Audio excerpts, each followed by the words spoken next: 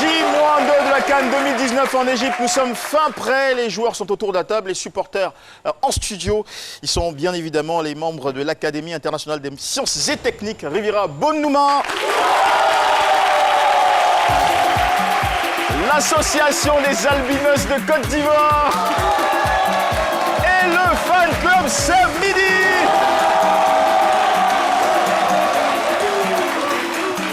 Voilà, sélectionné dans l'équipe pour ce jour, tout en vous saluant, mesdames et messieurs. Bonjour, bienvenue sur RTI1, c'est midi. Pour vous servir, le doyen Cassie. Bonjour, Sage. Bonjour, Jean-Michel.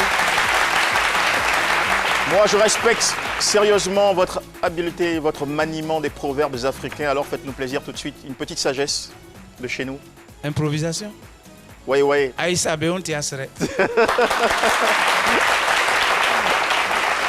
Ce qui voudrait dire... Ça signifie que la prudence ne doit pas être considérée comme de la peur. Celui qui est prudent ne doit pas être traité de peureux. Tout à fait. C'est de la sagesse. Belle formulation. Et je suis prudent dans le choix des mots. Je vous présente notre deuxième membre de l'équipe. C'est une Miss pétillante et éclatante à la fois, Raïssa Diaby. Alors Raïssa, avec vous, la beauté n'est pas seulement que physique, elle est aussi intellectuelle. C'est le jeu des mots, la culture, le savoir des livres. La lecture. Alors, quel titre vous nous proposez pour aujourd'hui? Parce que je vais aller à l'école. C'est important d'aller à l'école. Oui. Ce que vous avez fait d'ailleurs. Avec classe, bien sûr. Allez, nous nous tournons maintenant vers notre Priscille, la dégameuse chérie nationale. À ta pointe. À ta pointe. Bonjour à tout le monde. Comment ça va, Dagou? Bonjour. Oh, Dagou, ouais, on va se parler. Ah, tu vas parler d'été. J'ai aimé, hein. On reprend ça. Ayo, Dagou. Ayo, Dagou. Ouais, ayo.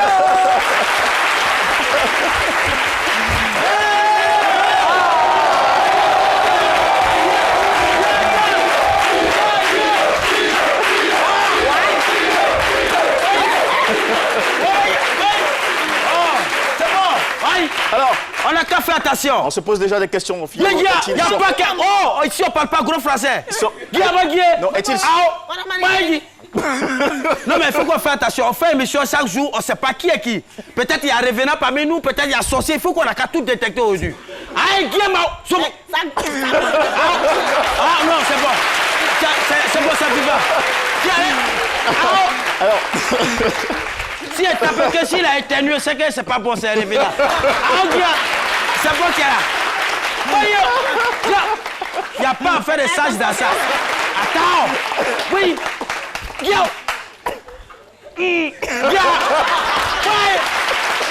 Ah, c'est bon, c'est bon.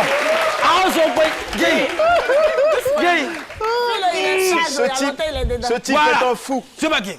Mesdames et messieurs, faites très attention. Installer l'herboriste, sorcier, féticheur, non, détecteur. Non, c'est pas l'herboriste. Nous, on est gopo. Gopo, c'est nous, mais gopo, on est là. Voilà. Je vous dis alors.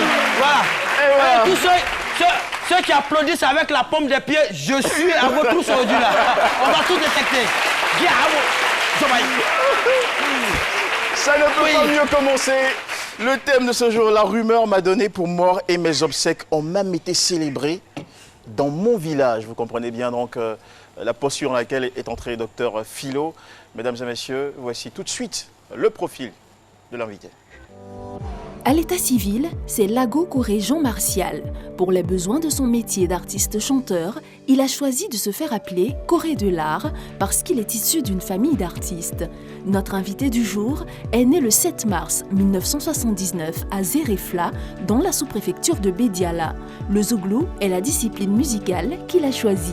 C'est en classe de 3e qu'il décide de mettre fin à ses études pour s'intéresser au football. Il joue au Réveil Club de Daloa pendant 2 ans, mais sa carrière prend une autre tournure. En 1998, il fait ses premières armes dans la musique avec l'aide d'un autre artiste, Lago Paulin, son mentor. Aujourd'hui, il est auteur de 3 albums de 10 titres chacun. Longtemps absent, Lago Coré a été victime d'une rumeur. Considéré pour mort, ses obsèques ont même été célébrées. Les détails de son histoire sur le plateau de C'est midi. Et maintenant, nous faisons entrer notre invité témoin, Monsieur Lago Coré Jean Martial.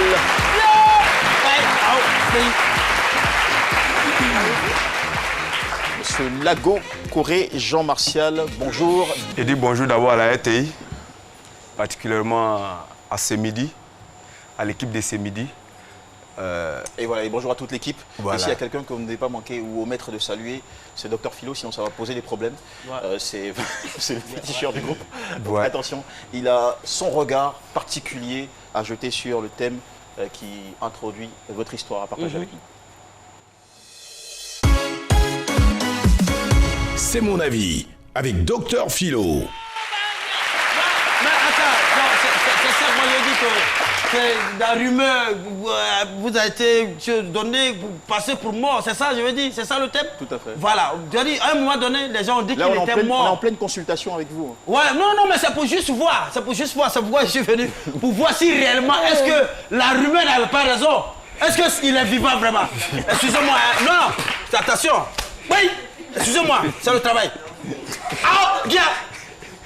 Gopo, bien, s'il a éternué, c'est que c'est le cadavre qui est assis. Bah, le gros, tout, aspiré. C'est l'homme qui est là, vous n'avez pas compris. C'est l'homme qui est là. Mais j'ai dit que, mais c'est ça, au fait, c'est les ambulances, c'est l'évolution de la chose qui a fait que nous, on n'est plus respectés. Sinon, nous, les goportionnistes au village, on n'avait pas besoin de médecins. Quand quelqu'un tombe déjà, même quand il est dans le coma, il faut nous, pour voir si réellement il est mort. Voilà, c'est ça. En fait, et puis, de toute façon, même s'il y a eu rumeur pour dire non, vous étiez mort après, de toute façon, Voilà. vous êtes devant nous. C'est ce que je veux dire, vous êtes devant nous. Et il y a même une vie après la mort. Même si vous êtes mort, vous êtes revenu. Il y a une vie après la mort, vous êtes vivant. Ça existe. Et je veux dire que la rumeur, c'est pas, on ne va pas trop accuser, indexer la rumeur. C'est aussi une bonne chose. On dit rumeur, a dit ça, rumeur, a dit ça, rumeur. Mais parfois, ça peut faire très mal. Hein. Oui, ça peut faire très mal. Mais c'est ce que je dis. Mais sinon, conventionnellement, la rumeur, c'est le plus vieux média. À l'époque, oui, c'était par rumeur qu'on communiquait, c'est le plus vieux média. De bouche à oreille, vous voulez dire? Oui, à l'époque, la rumeur. Il n'y avait pas de téléphone, il n'y avait pas de télévision ni de radio. C'était. Ça passe la rumeur. Et ça passe avec l'évolution de la chose, aujourd'hui, on est obligé de chercher les informations, aller à la source, chercher des informations limpides, concordantes et autres. Et généralement, quand on te dit, toi tu es mort, puis après les gens te voient, on dit tu es mort. Quand il y a des rumeurs comme ça, là, généralement tu as longue vie. Oui, généralement tu as longue vie. Mais en même temps, il faut dire que vraiment, franchement, il y a des ethnies aussi qui aiment funérailles. Il faut bien voir. Non, on se connaît dans le pays là. Il y a des ethnies qui aiment funérailles trop. Il y a des ethnies, quand tu es la même là. Même anémie, on va mettre un peu blanc, on commence à placer bâche. Merci beaucoup, Dr. Et je veux dire que ce soit les rumeurs, vous êtes là aujourd'hui, Dieu merci, vous êtes devant nous. Même si vos funérailles ont été déjà organisées, ça fait rien. C'est comme l'économie. Le jour où vous mourrez vrai, c'est déjà fait. Mais on peut le céder et tout savoir. Allez, merci beaucoup. C'était le diagnostic du détecteur de revenants, Dr Philo, dans son rôle à fond. Micro-trottoir de Paternassémian, tout de suite poursuivre avec la question suivante. Connaissez-vous des histoires de revenants? On est à Yopougon. Le micro-trottoir avec Chris Paternassémian. Salut Jean-Michel, aujourd'hui on a décidé de pousser un peu loin l'audace et de vous donner un peu de frayeur et de sueur froide. Connaissez-vous des histoires de revenants? Trêve de commentaires. J'ai entendu l'histoire des revenants, mais moi je n'ai jamais croisé. Bah, j'ai perdu ma mère, je n'ai jamais retrouvé ma mère, je n'ai jamais vu un jour ma mère ailleurs. J'ai perdu mon père, je n'ai jamais vu mon père. Donc, sincèrement, moi personnellement, je ne crois pas. Moi-même, j'ai une fois vu ça, et puis bien avant ça, on me parlait de ça, je ne croyais pas. Mais comme moi, j'ai vu ça, j'ai cru. Bon, dans mon quartier, à une certaine heure, pareil. À partir de moins 3h, 4h par là. Je crois aux revenants parce que tout le temps, nos grands-pères nous parlaient qu'il y a des revenants. Et quand on sort pour aller en brousse, ils ont dit qu'ici, il y a des revenants, ne passez pas là. Donc on croit. Si on croit à la sorcellerie, c'est qu'on croit là, aux revenants. Peut-être ça peut exister, mais moi, voilà, je ne crois pas à ça. Moi, je ne crois pas à ça. À Daloa, une fois, la personne est décédée quelque part à Abidjan et ils l'ont revu à Daloa, étant vivant encore. Alors que c'était son revenant qui est venu dans son ancien quartier. Oui, je crois.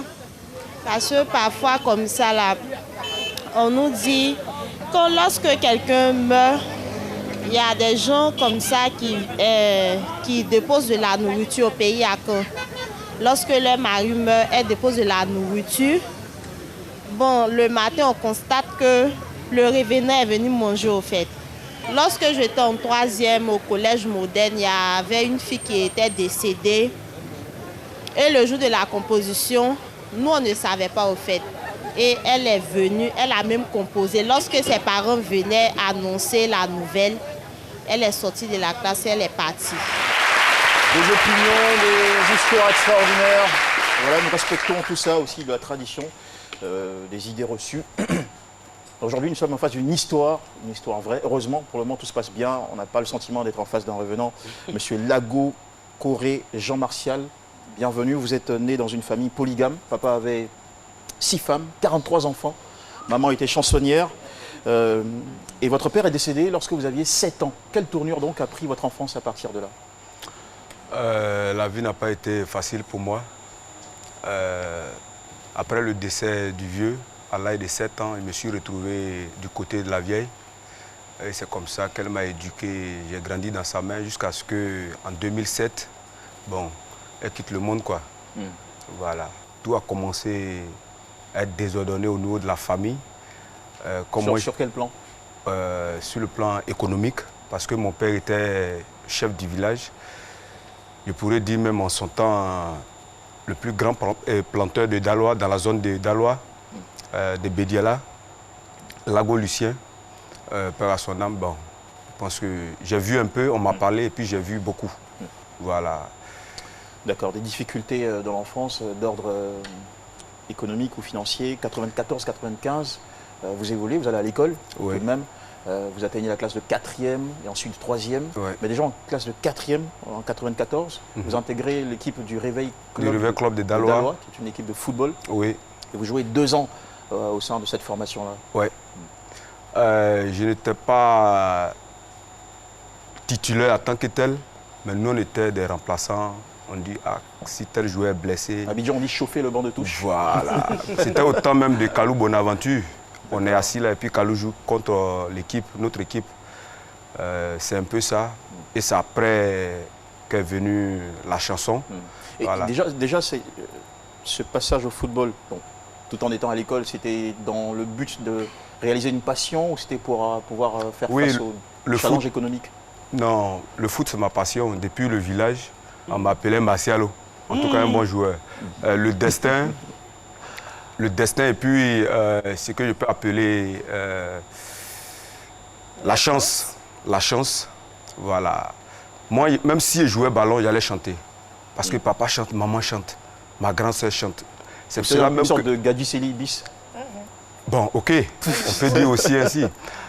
Voilà, sinon je suis né dans une famille où vraiment tout existe. D'accord. Voilà, c'est là que je me suis donné même le nom Coré de là. 1998, vous décidez de tout plaquer, d'abandonner le football, donc le club, vous abandonnez aussi l'école, puisque vous quittez, vous sortez des classes en 3e. Ouais. Et votre direction, désormais, c'est Abidjan. Dans quel but? Il décide de venir à Abidjan. J'ai dormi à la Cypresse Gare. Le lendemain matin... Normalement, vous étiez censé arriver à Abidjan et être hébergé par de la famille. Vous avez la famille à Abidjan. Je sais que la famille n'est pas d'accord.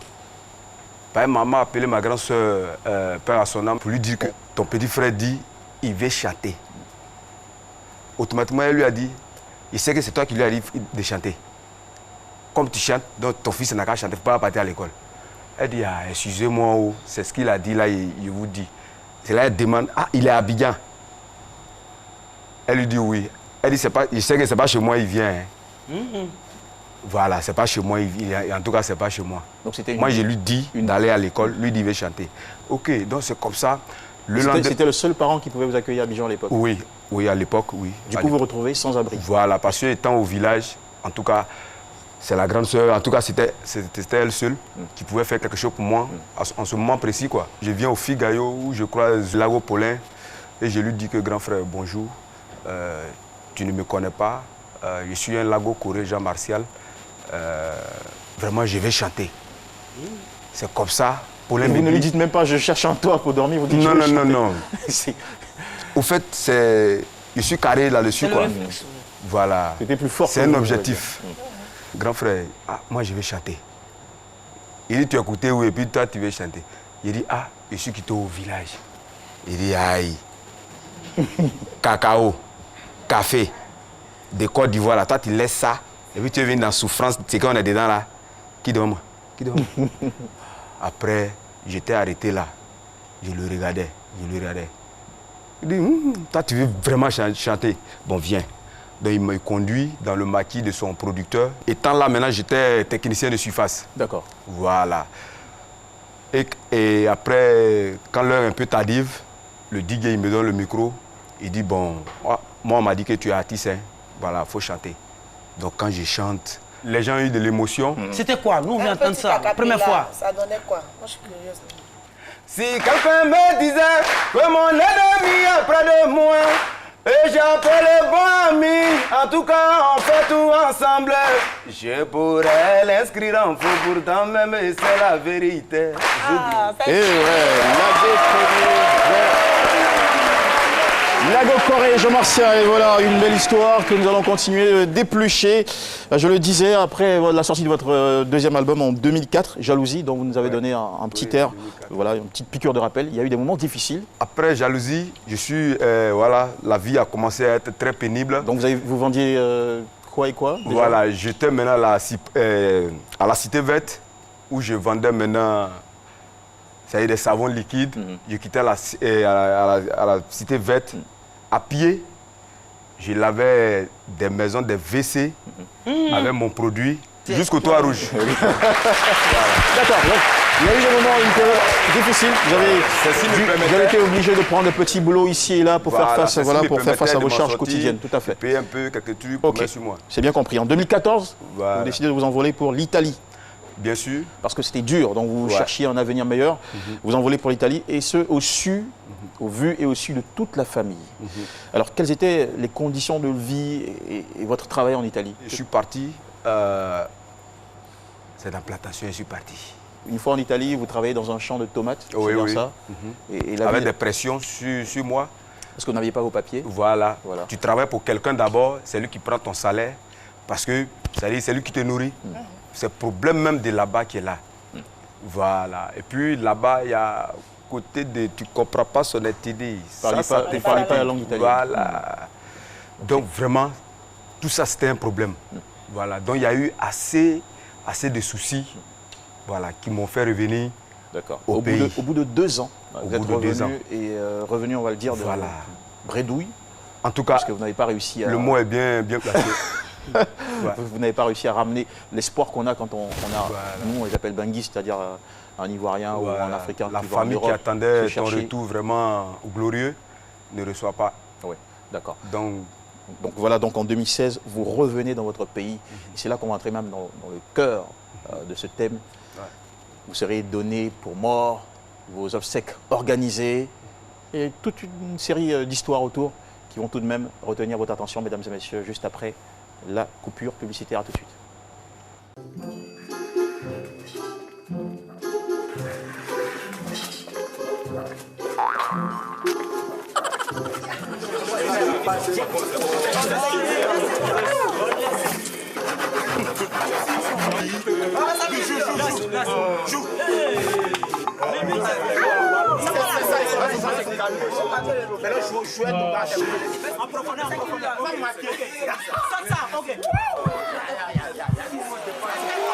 Prêt à perdre la tête? Vivez toutes les émotions de la CAN Total 2019 sur les chaînes du groupe RTI et nos supports digitaux.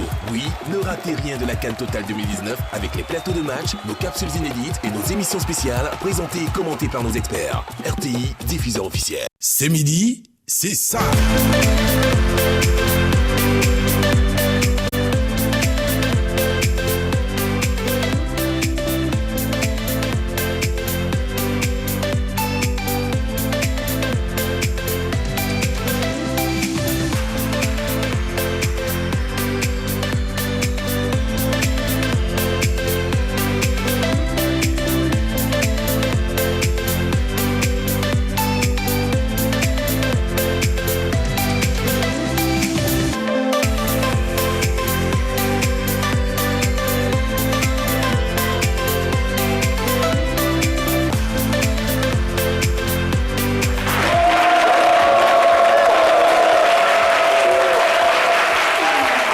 Merci à tous, merci à toutes. Vous nous suivez en direct, c'est midi. La deuxième partie sur RTI1. Notre invité, Lago Coré et Jean Martial, artiste zoulou, qui après s'est allé chercher, comme nous disons ici à Abidjan en Europe, précisément en Italie, au bout de 2 ans, rentre dans son pays, retrouver pire, une rumeur selon laquelle il serait décédé. Comment fait-il face à cette situation dans laquelle ses obsèques ont même été organisées?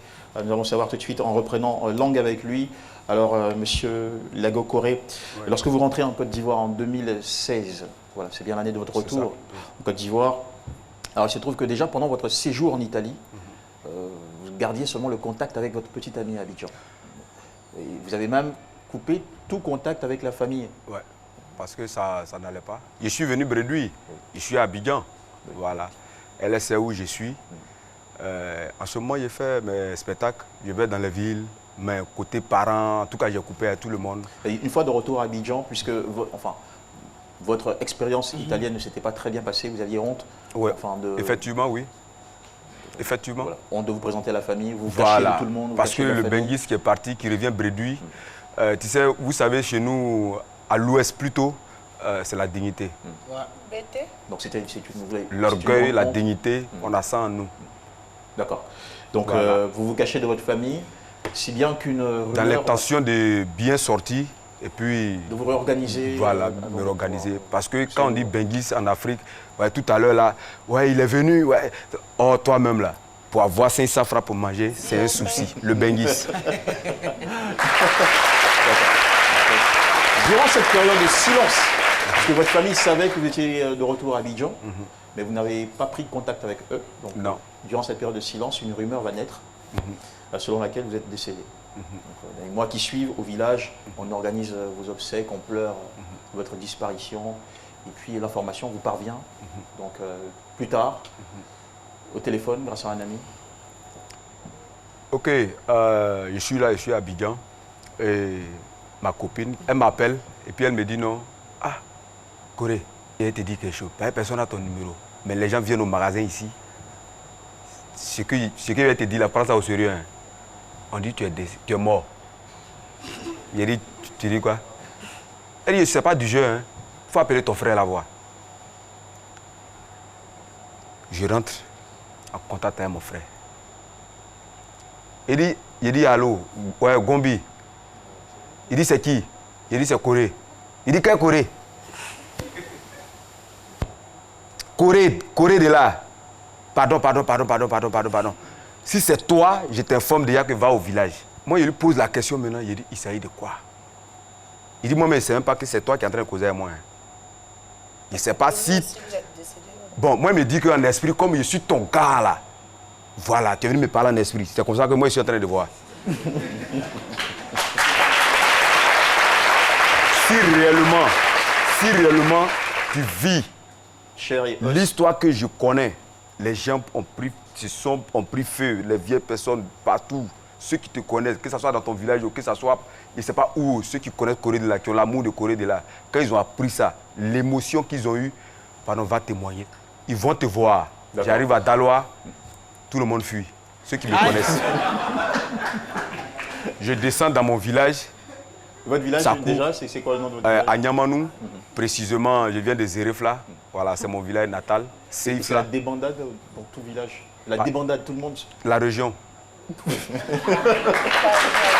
la région. Donc, je viens de Zérefla, c'est mon village natal, mon village maternel, Seifla. Donc, j'arrive dans mon village maternel. Mon oncle, il est chef de village. Donc, sous la palabre, et puis on me pose question. Ah, finalement, ils ont réussi à se calmer. Non, ils vont se calmer.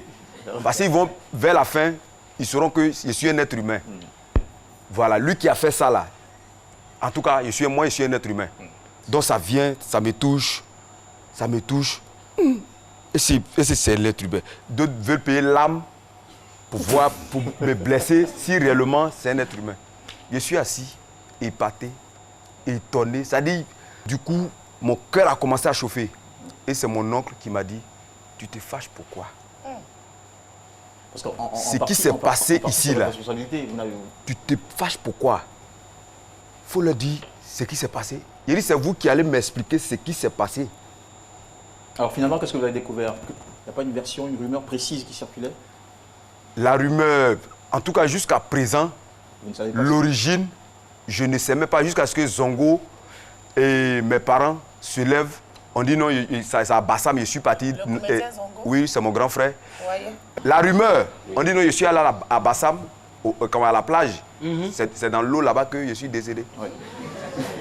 Donc Zongo maintenant parcourt maintenant les morgues. En fait, un peu le Bangis qui revient, qui veut reproduire ses habitudes voilà, de sortir à la plage et qui meurt. Oh, le gars en train de galérer. Oh, ça va pas, j'ai eu en train de se chercher. En fait, je voulais quand même un petit conseil pour ceux qui nous suivent. Il faut pas jouer avec l'information parce qu'aujourd'hui, l'information est une chose qui est devenue très forte, très dangereuse, qui est capable de faire des trucs qu'on ne peut pas soupçonner. On ne joue pas à l'information. Donc, je voudrais, avant de donner mon anecdote, dire aux gens que si quand vous entendez une information, cherchez à vérifier la source. Parce que la source peut vous donner la possibilité d'évaluer un peu la crédibilité de l'information.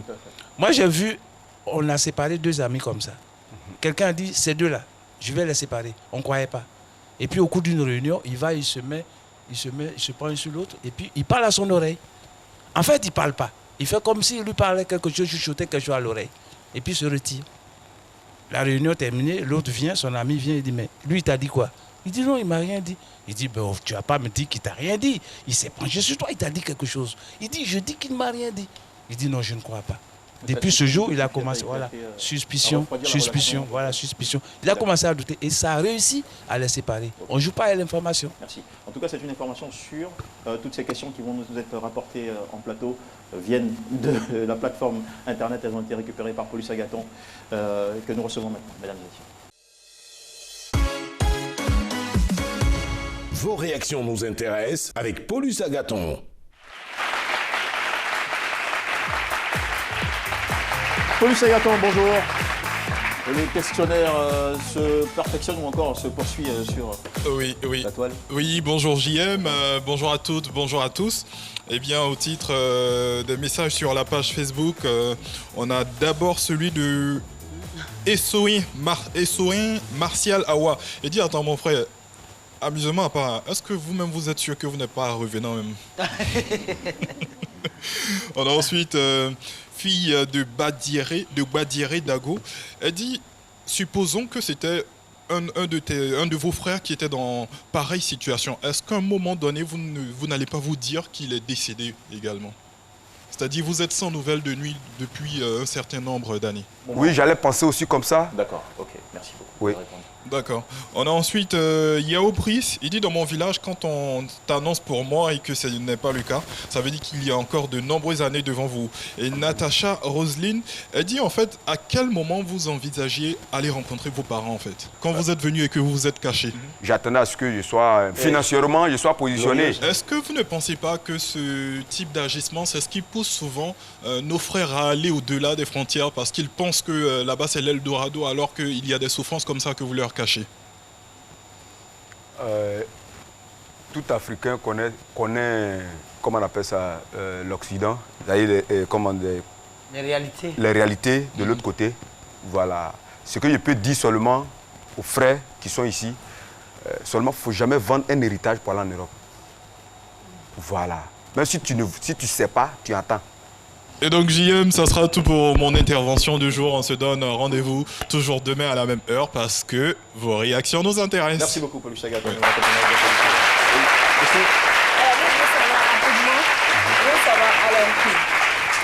Vous allez en Europe, ça ne se passe pas bien, vous revenez, vous avez honte, donc vous vous cachez et tout.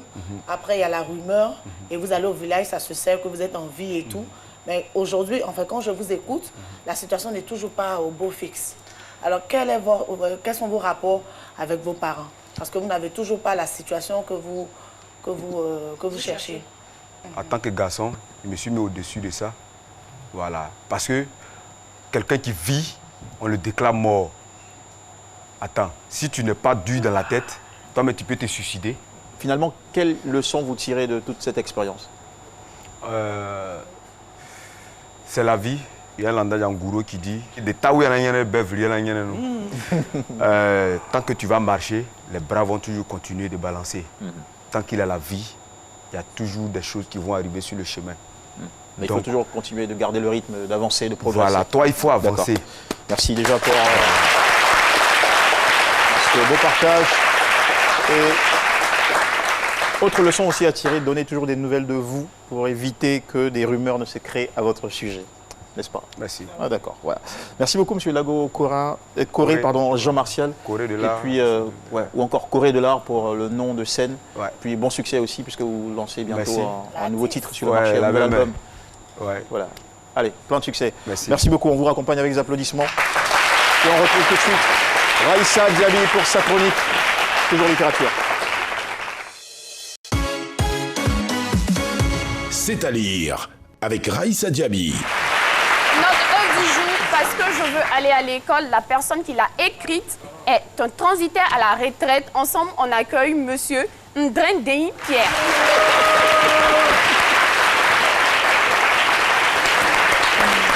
Monsieur Ndrendei Pierre, auteur de Parce que je veux aller à l'école. Bonjour, bienvenue sur le plateau de C'est midi. Et première question de Raïssa Diaby pour vous. Déjà, on sait que c'est une histoire vraie. Donc, on veut déjà avoir un petit bout de l'histoire. Et pourquoi vous avez décidé d'écrire? Chez les peuples aladien, à votre naissance, si votre maman a perdu beaucoup d'enfants, pour garder celui qui... le survivant, on va dire. Le survivant, on le met dans un van et on va le vendre. La personne porte le van sur la tête et puis crie « J'ai un bébé à vendre ». Bon, heureusement que c'est une vieille... Ne faites pas peur au sujet des Aladiens, mais c'est une vieille tradition. C'est une vieille tradition. Voilà, d'une certaine Et ce bébé-là, c'était vous? Oui, ce bébé-là, effectivement. Donc, quelqu'un m'a acheté quand j'étais bébé. Mais 3 mois plus tard, il m'a ramené chez ma mère pour me nourrir au biberon. Et puis, quand j'ai eu 3 ans, il est revenu me chercher. Et c'est là qu'a commencé tous les problèmes. Une succession de maltraitance. C'est ça. Ce dont traite l'œuvre. Un excès de maltraitance. C'est ça. Et dans ce flot-là, vous aviez failli ne pas aller à l'école? Oui, j'ai failli ne pas aller à l'école. Mais c'est mon père qui est venu demander à ce monsieur de lui donner la permission de m'inscrire. Et c'est ainsi qu'on m'a inscrit. On ne va pas tout dire, il faut lire. On ne va pas tout dire pour donner envie. Donc l'œuvre est disponible dans toutes les librairies. Oui. Une histoire vraie, votre histoire et celle de vos amis d'enfance. Oui, c'est ça. Merci beaucoup, monsieur. Et ce que moi je retiens, c'est qu'avant, les Aladiens vendaient les enfants. Attention. À l'époque, à l'époque, c'est une vieille tradition. Heureusement, Non, je dois réagir. Ce n'est pas propre aux Non, c'est pas chez les Aladiens seulement. Ça a dans plusieurs Qui vend voilà, oui, même chez les Dumas. Quand on parle de vente, c'est une vente symbolique. Ah, d'accord. C'est-à-dire que vous venez, vous prenez la personne, vous donnez une pièce de 5 francs. Ah, c'est du commerce. En plus, moins Et cher. puis, Mais vous savez, de toute façon, la pire des ventes, vous la connaissez, on a tous étudié l'esclavage. Donc, c'est pas propre aux Aladiens. Merci beaucoup, Et voilà, l'ouvrage. d'être passé. On va lire l'ouvrage et on espère vous retrouver un autre jour. oui, je l'espère. Merci beaucoup et bon retour à vous. Parce que je vais aller à l'école. Priscille la dégameuse prend le relais pour la suite de cette émission. C'est Priscille la dégameuse avec Priscille la dégameuse. Alors, merci à tout le monde. Jean-Michel, vous savez que nous sommes à quelques jours de la Cannes. Et généralement, quand ça approche, on entend toutes sortes de commentaires. Les éléphants par-ci, les éléphants par-là. La question que j'ai posée aujourd'hui, ce n'est pas une question piège, mais c'est celle-là. Qu'est-ce que vous reprochez aux éléphants? Tu les as tués. Et quel message vous avez à leur endroit? Ah, voilà. On suit ensemble les réponses. Bonjour. Bonjour. Comment on vous appelle? C'est Richard. Richard, tu sais que c'est la Cannes, là. La question que je te pose, c'est qu'est-ce que tu reproches exactement aux éléphants? Ce que je reproche aux éléphants, c'est qu'ils aiment trop faire le malin qu'ils vont jouer à la Cannes. Ils ne se donnent pas à fond. Donc, ils ne mouillent pas le maillot. Donc, on voudrait qu'ils mouillent le maillot cette année et qu'ils remportent la Coupe d'Afrique. Ils n'ont qu'à mouiller comment? Mouiller le maillot, c'est-à-dire qu'ils n'ont qu'à courir sur le terrain. Est-ce que tu as un message à leur endroit? Oui, je voudrais qu'ils se donnent à fond pendant cette Cannes-là. Qu'ils se donnent à fond, qu'ils remportent la Cannes. Waouh, les éléphants, je les aime bien, mais je les reproche une seule chose. Quand ils sont en Europe, ils jouent comme, on va dire, c'est les mêmes qui sont en cage. Est-ce que vous voyez? Mais quand ils viennent au pays, on va dire, bon, ils boivent bu pour aller sur le terrain. Ils boivent quoi? Du bouilli, du baka de mille, la baka qu'on attache gros là. Ils boivent ça pour aller sur le terrain. Il ne faut rien quoi. On ne comprend pas. Peut-être c'est l'argent de là-bas qui est plus beaucoup par rapport à l'argent d'ici. Bon, on ne comprend pas. Pourtant, nous, on les aime bien. C'est vrai, les supporters Mazo, mais qui nous fassent plaisir, quoi. Est-ce que tu as un message d'encouragement, un message d'amour à leur endroit? Ce qui peut les dire vraiment, moi, si dit qu'ils connaissent, vous donc pardonner, ne fais pas mon visage à terre. Qu'est-ce que tu reproches aux éléphants? Bon, rien de particulier, mais moi, je trouve que ils mettent pas trop de sérieux dans leur travail. Voilà, je trouve qu'ils jouent plus à l'extérieur plutôt que pour leur propre pays. Voilà, donc... c'est ça quoi. Tu n'aimes pas ça? J'aime pas ça. Et qu'est-ce que tu as à leur dire? Bon, moi je veux leur dire qu'ils travaillent plus. Mais cette année-là, la coupe doit revenir ici. Parce qu'ils ont bataillé en 2015 et puis c'est venu là. Ils n'ont qu'à batailler pour revenir avec. Il a dit, je serais trop... Les mots me manquent. Si jamais les éléphants gagnent, comment tu as crié? Si! Oh non! Faut crier. Wow! Je suis sûr que ça là, c'est censé les motiver. Ça, c'est aperçu. Ils n'ont qu'à envoyer seulement. Les jeux, ils font la balle et puis ça nous plaît. Et puis on crie wow là. On voit pas ça ici. Nous, on veut l'action, vous voyez, non? Donc ils arrivent ici, on veut qu'ils fassent mieux que ce qu'ils font là-bas. Ben, c'est leur pays, c'est notre pays. On doit valoriser ça. Mais quand ils vont là-bas, en tout cas, on voit qu'ils se tuent, se donnent à fond, ils mouillent le maillot.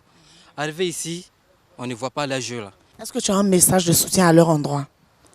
Bon, ce que je peux leur dire, c'est qu'arriver au pays, ils n'ont qu'à se donner à fond. Parce que c'est notre pays, on doit le valoriser, on doit montrer qu'on connaît aussi. Ce qui reproche aux éléphants, c'est la solidarité dans le mal.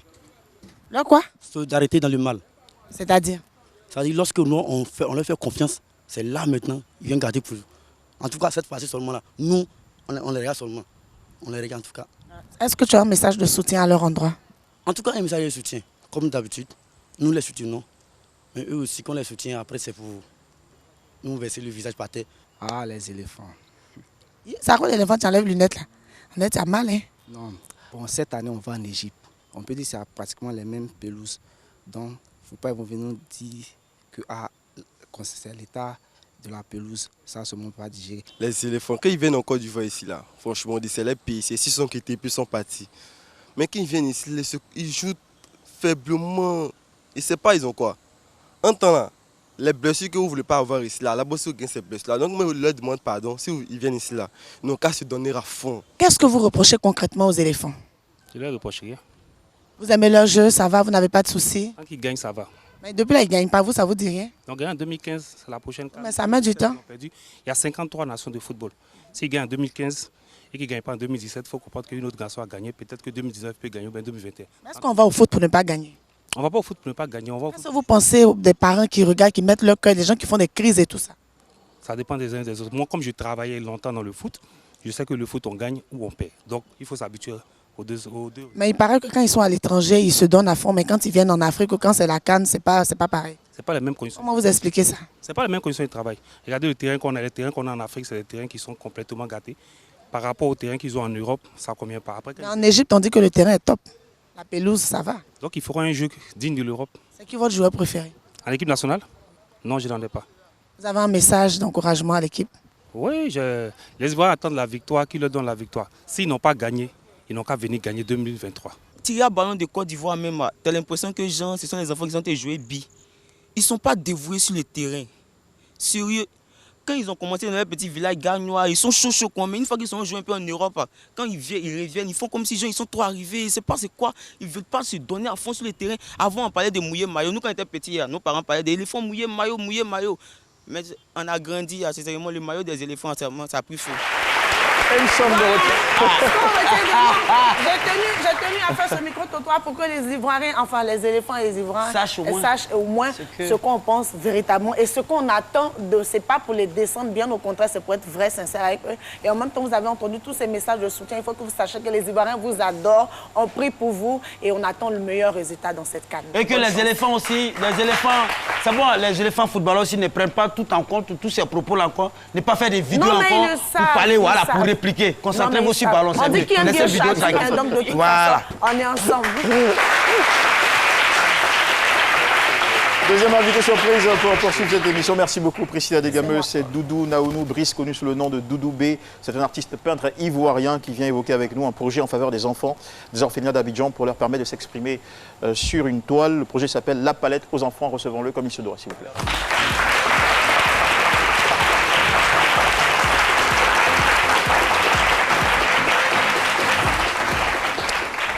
Doudou B, bonjour. Bonjour. Bienvenue. D'où est partie l'idée de ce projet?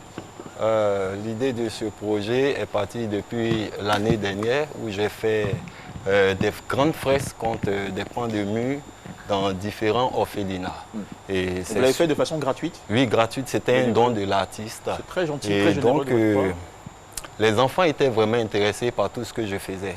Alors cette année, j'ai décidé d'aller encore vers les orphelinats et faire peindre même les enfants. C'est comme ça que j'ai intitulé La Palette aux enfants. D'accord. Pour que les enfants s'expriment. Désormais, l'artiste n'est plus vous, ce sont les enfants. Voilà. D'accord, ok. Alors, comment de façon concrète se produit ce projet cette année?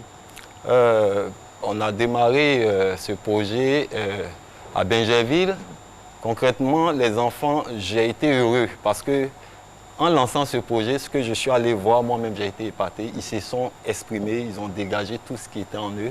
Et franchement, je pense que je suis satisfait de ce projet. Quand on sait que les enfants ont un imaginaire très coloré, voilà, ça ne pouvait que produire ça. Alors finalement, je pense que dans le projet, vous comptez vendre tous les tableaux qui ont été faits par ces enfants-là? Oui, suite à tous ces tableaux que ces enfants ont réalisés, il y aura une exposition dans tous ces établissements. Au total, 6 établissements? 6 établissements. Et ces œuvres seront en vente. Et ces ventes-là, l'argent retournera à l'établissement. C'est encore le don de l'artiste. C'est super sympa. En tout cas, merci beaucoup pour cette initiative. Et puis, bonne continuation. N'arrêtez pas de... Surtout, en le faisant, vous stimulez la créativité artistique de nos petits frères. Oui, oui. Et c'est donc une très bonne nouvelle pour l'avenir. Et c'est aussi l'amour que j'ai même pour les enfants parce qu'il n'y a pas plus grande richesse que de donner de l'amour aux enfants. D'accord. Vous avez combien d'enfants? Voilà. J'ai 4 enfants. C'est bien, on peut en avoir. Vous avez vraiment de l'amour pour les enfants. C'est clair. Allez, merci beaucoup. Et bon vent aussi à votre projet. Et on embrasse tous les enfants qui sont concernés par cette initiative. Merci aussi à toute l'équipe et puis merci au chaleureux public. D'accord, qui vous raccompagne d'ailleurs. Merci beaucoup. Juste après la pub, on se retrouve, mesdames et messieurs. À tout de suite.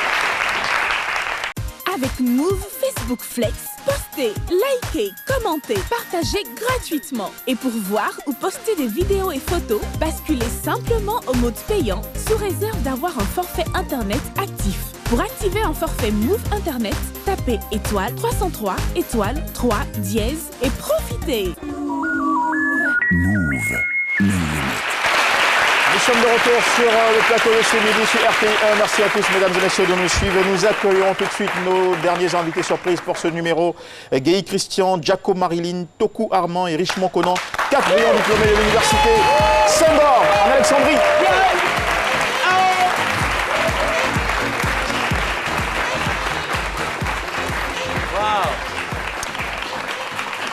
Voilà nos chers diplômés de l'université Senghor en Alexandrie. C'est une université qui a été créée par l'OIF, l'Organisation internationale de la francophonie, dans le but de former des cadres de l'administration africaine, particulièrement dans le domaine du développement. Bonjour.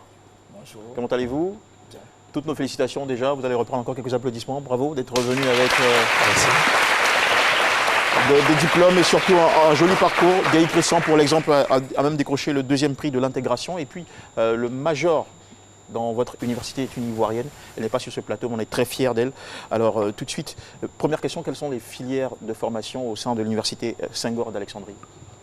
Merci. L'université Senghor d'Alexandrie compte 4 départements, à savoir les départements environnement, santé, management et le département culture. Alors, vous êtes de retour de formation. Qu'est-ce qui fait la différence en matière de formation au sein de l'université Senghor d'Alexandrie? On va poser la question à la demoiselle. Voilà. Miss Diaco Marilyn, bonjour.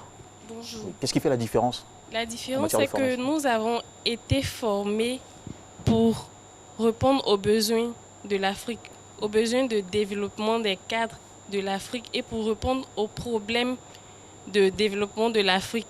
Nous avons été formés avec des spécialités ou des compétences européennes, canadiennes, mais en contexte africain. C'est-à-dire que vous êtes bien formé sur les questions de développement propre au continent africain. Oui, propre au continent africain. Ok, alors vous avez un message sûrement à faire passer, essentiellement, lequel? Alors le message que nous voulons passer en tant que diplômés et experts, parce que c'est ce que nous sommes maintenant. Nous sommes aujourd'hui tous des professionnels, des experts, et nous avons travaillé sur des projets qui ont été certifiés par l'Université Senghor à Alexandrie. Et ce sont ces projets aujourd'hui que nous voulons déposer devant l'État ivoirien pour dire que ces projets peuvent aider au développement de la Côte d'Ivoire. Parce qu'aujourd'hui, nous avons travaillé pendant 2 ans sur ces projets et ces projets ont été certifiés. Et c'est le résultat de ces projets que nous venons aujourd'hui présenter. Qui a certifié ces projets? L'Université Senghor d'Alexandrie et aussi l'OIF, parce qu'à la cérémonie de remise des diplômes, la secrétaire de l'Organisation internationale de la francophonie était présente et elle nous a tous félicités. D'accord, merci beaucoup d'être revenu avec des solutions pour développer le continent. Merci infiniment à vous. Nous vous souhaitons en tout cas une très bonne intégration et surtout et un bon impact aussi sur les économies africaines, parce que vous n'êtes pas seulement appelé pour la Côte d'Ivoire, mais également pour autant de pays africains, tout le continent. Nous saluons avec vous l'Académie internationale des sciences et techniques Rivera Bonouma. Également, ils ont des solutions dans leurs différents domaines pour le continent. L'association des albinos de Côte d'Ivoire, le fan club C'est Midi. Merci à tous nos amis en plateau, Raïssa Diaby, le doyen Kassi, Dr Philo, Priscilla Desgameuses, merci à toutes nos équipes techniques et nous vous souhaitons une excellente journée sur RTI1. Le JT, c'est juste après. Et donc, c'est dans cette belle ferveur que nous vous disons, encore une fois, reconnaissance et profitez bien. À demain.